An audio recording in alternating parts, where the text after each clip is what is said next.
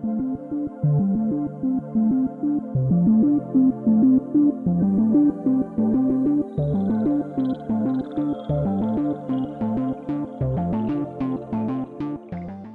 build our very first automations for Telegram using Python.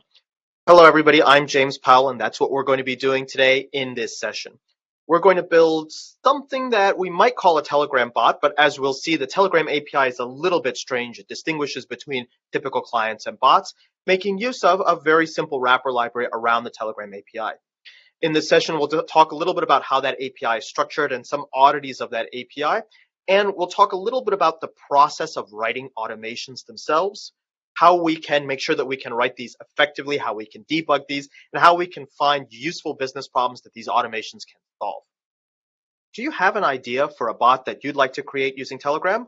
Or are you here to see what's possible? Do fill that in while we jump right into our material. And in order to jump into our material, I'll be sharing my screen with you. Behind me, you'll of course see my screen. I'll of course hide in the corner here. And I have to give you a couple of notes for how we get started. Typically, when we write these sessions, we choose a very iterative approach for how we go about writing our code so that we can write a little bit of code, see how it works, make some small changes, and we can evolve a larger program.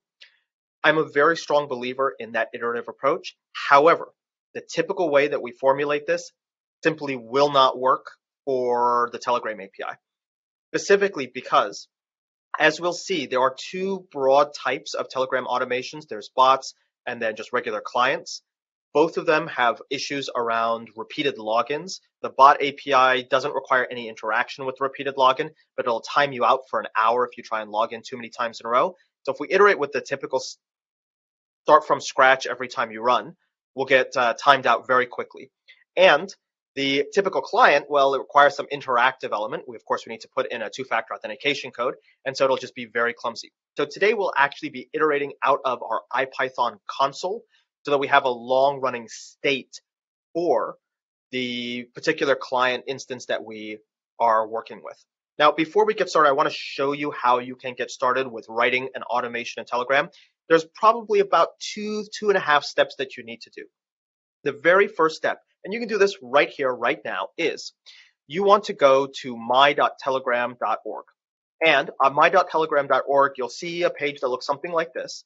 And on that page, you can click on API development tools and you can create an application for yourself. You'll need that in order to get an application ID, an API ID, as well as an API hash, so that you can actually make use of the third-party wrapper library that I'm going to show you in a moment.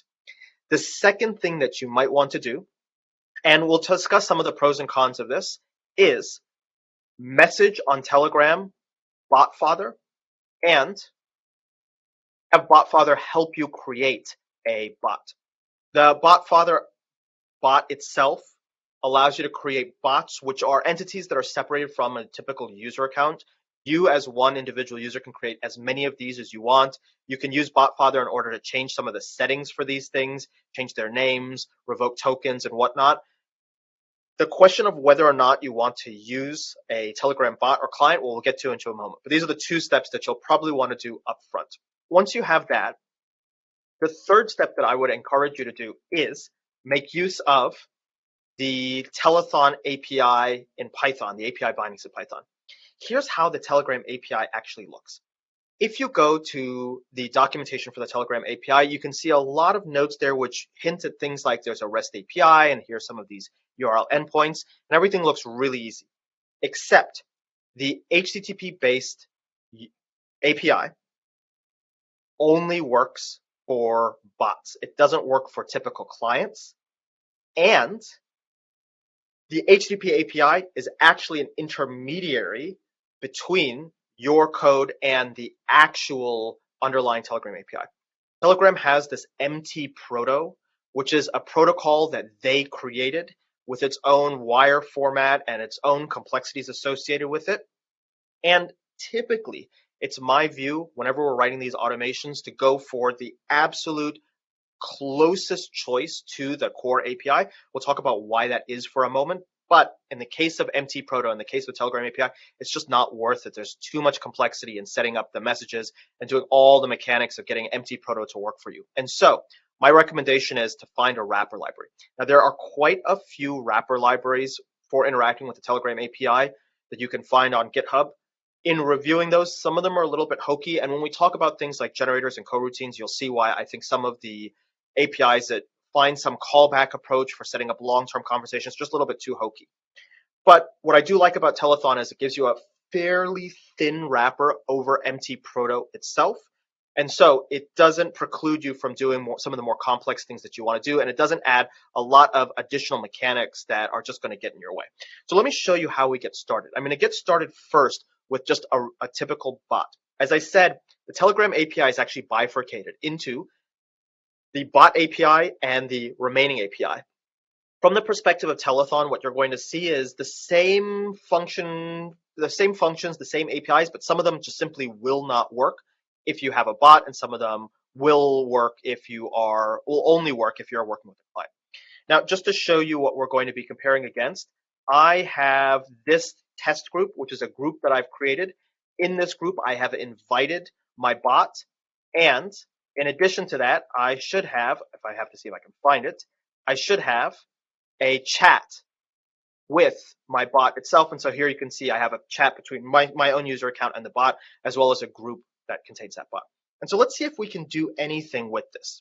Well, I need a couple of credentials. And of course, if I'm going to be putting this bot into use anywhere, even if I'm going to be deploying it just in the form of just something running in a tmux somewhere on a shared server, well, I'm going to want to pass some of these credentials a little bit more safely than passing them on the command line or storing them in a file somewhere. And so here I've actually stored my credentials in a pass encrypted vault, and I'm going to pull them in to a BRAP environment as environmental variables.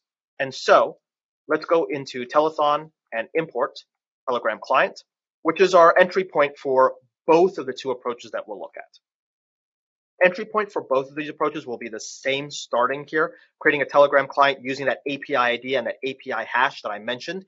This is what you'll get when you go to my.telegram.org to set yourself up.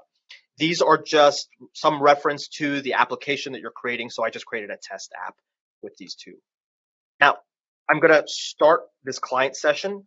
And as you'll see from my history, there's going to be two ways that I can do this. I can start this with a bot token, or I can start this with my actual own credentials, my phone number, as well as the two-factor password. And then it's going to ask me for the code that it's going to send me.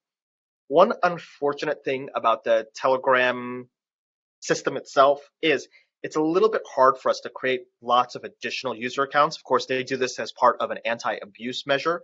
One of my suggestions would be really try to avoid using your actual day-to-day account when you're creating these kind of bots, because obviously you don't want to create some code here and you accidentally put your password into it and you accidentally set it up to GitHub, and then suddenly some account that you really care about is compromised in some fashion. But unfortunately, the consequence of Telegram being tied to your phone number, well, you're going to have to figure out a way to get an extra phone number. Thankfully, one thing that I will note for all of you is it seems, at least historically, that Telegram is okay with allowing you to register an account using a synthetic VoIP phone number, for example, a Google Voice number. And so hopefully, you can use your normal carrier provided phone number as well as maybe a Google Voice number that can give you two accounts, one which you can use for testing and one you can use for actual use. In general, Telegram also provides you with some testing servers that you can use. But for the initial iterative approaches that I'm going to show you here, I just don't think that's that useful. And we'll talk a little bit about what happens when you try to productionize these things. Right now, we're going to focus on just the absolute bare minimum that we can do to get something that works. We'll think a little bit about what we can do with that. And so here, I'll pull from my environment my Telegram bot token. This is what BotFather would have given me. Note my bot has the word bot in its name. All Telegram bots must have the word bot in their name. And so here, if I do this, this should create a client instance for the bot that you can see in the background. Now, there's something that's going to be a little bit strange about my iteration here. First, I'm doing my iteration from an IPython console, which if you're not an IPython user, has one feature that you don't have in your standard Python console. The Telethon API is asynchronous, making use of async IO in the standard library. And so a lot of these calls, I'm going to be prefixing with an await. I do not need an event loop in the form of an async def function that I do an async io.run on, because IPython actually has an implicit event loop, so I can actually just kind of interact with this by writing function calls like this. The start, I believe, is both synchronous and asynchronous, and so here it's actually managed to log me in even though I didn't await this, but other calls will be strictly asynchronous only, and so you'll see that I'll have to actually forcefully await those. So here you can see I have a bot. Now what can I do with this? Well, the starting point for any sort of automation against some external API, I think, is you get an instance of a login and you do a dir and you see what you can do. And you can see here the dir that's given to you from this client object in Telethon is showing you all of the possibilities of all of the methods you can call. Some of these methods simply will not work with the bot API. I'll give you an example.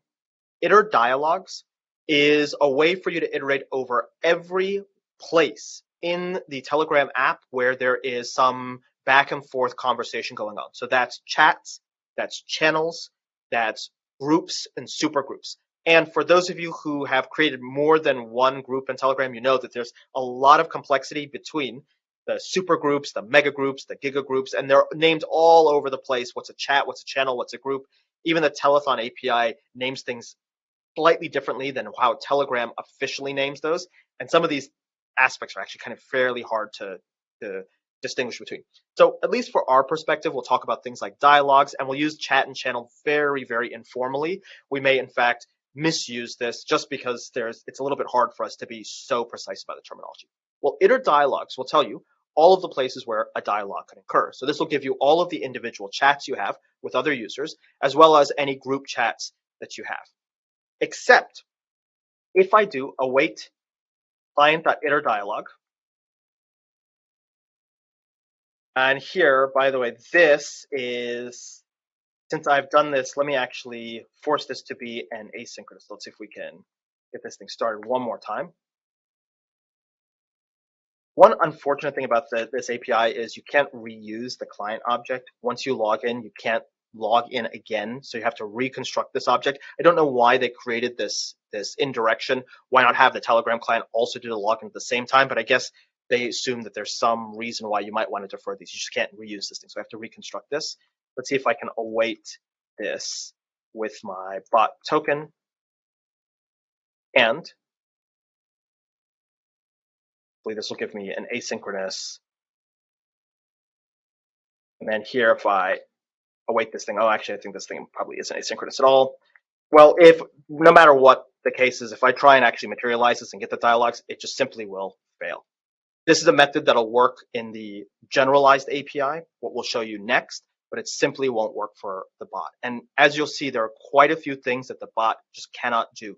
You'd expect that the bot would just be like a user that doesn't exist in the same sense as having, a mobile app that it's connected via, some sort of application in the background. But in fact, the bots are a subset of the capabilities, with the exception that the bots can have some of the fancy things. If you ever use some of these Telegram bots like BotFather, you can see there's some fancy, UI-based, HTML-based UI-based stuff that you can embed, which you can do with the bot, which you can't easily do with the normal client.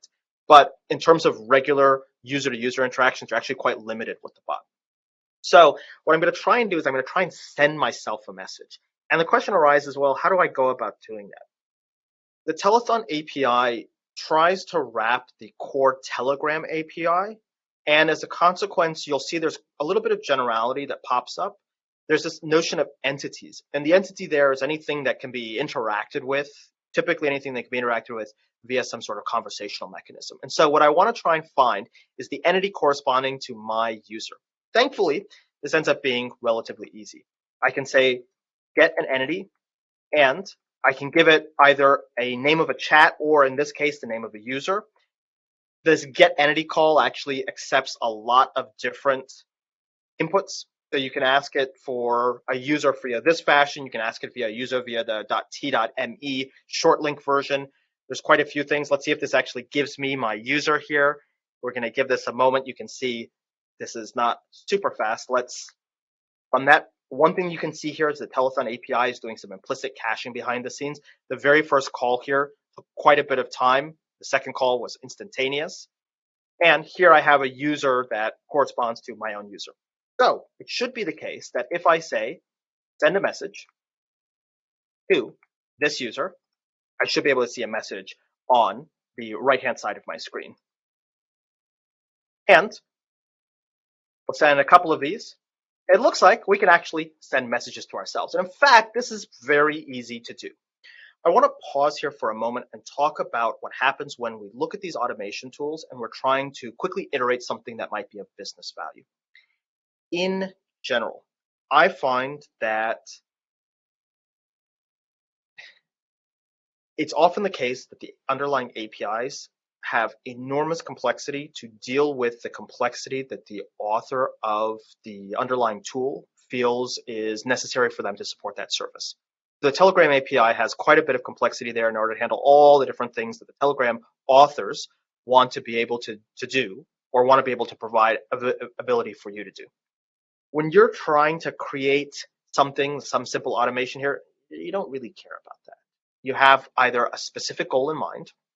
Let me create something that will service this one business goal that I've been told, message our customer service desk every time a customer service request comes in so that they know to go and handle it, whatever the case may be. Or you're broadly saying, this is a tool that we use commonly in our business, and I know that it's a tool that we're in all the time. I need to figure out what I can do on that tool to make that tool a little bit more effective or a little bit more efficient. So you don't have a fixed goal in mind. You're just trying to see what's possible. Well, from my perspective, that what's possible is probably the easiest place to get started, in part because you'll discover that certain things just simply aren't possible. Like, for example, complex interactions using the bot API just aren't as easy to do as they would be using the standard client API. And so knowing where those boundaries are give you a sense of, okay, I can put together a very simple automation in order to do something. So let me give you an idea. If you don't have an idea for what you might be able to do with the Telegram API, I'll tell you this.